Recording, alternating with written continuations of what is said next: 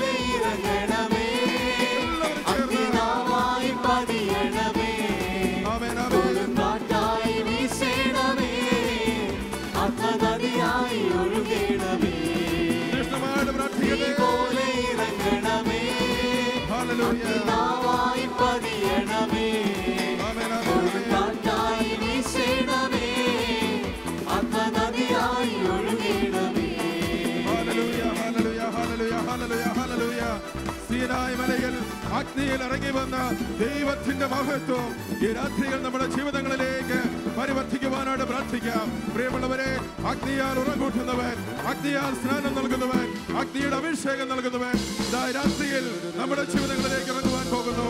ആഗ്രഹത്തോടെ പ്രാർത്ഥിക്കാം.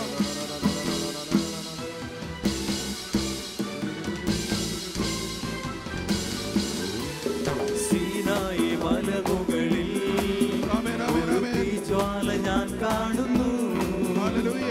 ഇസ്രായേലിൻ ദൈവമേ, ആ തീ എന്നിൽ നിറയ്ക്കണമേ. ആഗ്രഹത്തോടെ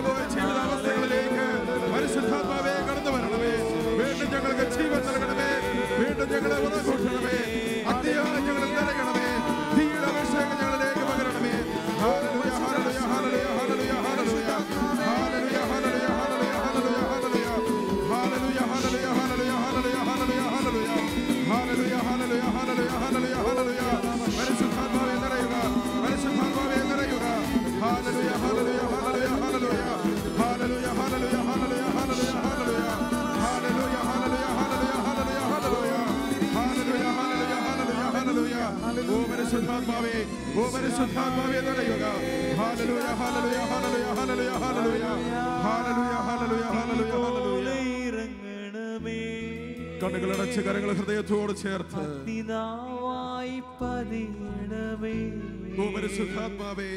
കൊടുങ്കാറ്റായി വീശേണമേ, ഞങ്ങളുടെ ജീവിതങ്ങളിലേക്ക് നദിയായി ഒഴുകേണമേ. ആഗ്രഹത്തോടെ ചേർന്ന് പ്രാർത്ഥിക്കുന്ന എല്ലാവരും തീ പോലെ ഇറങ്ങണമേ, അഗ്നിനാവായി പതിയണമേ. ജീവിതത്തിലേക്ക് കാറ്റായി വീശേണമേ, ആത്മനദിയായി ഒഴുകേണമേ. ജീവിതങ്ങളെ സമർപ്പിച്ചുകൊണ്ട് ഒരിക്കൽ കൂടി ചേർന്ന് പാടുന്നു. തീ പോലെ ഇറങ്ങണമേ, ജീവിതത്തിന്റെ അവസ്ഥകളെ സമർപ്പിച്ചുകൊണ്ട് പതിയണമേ.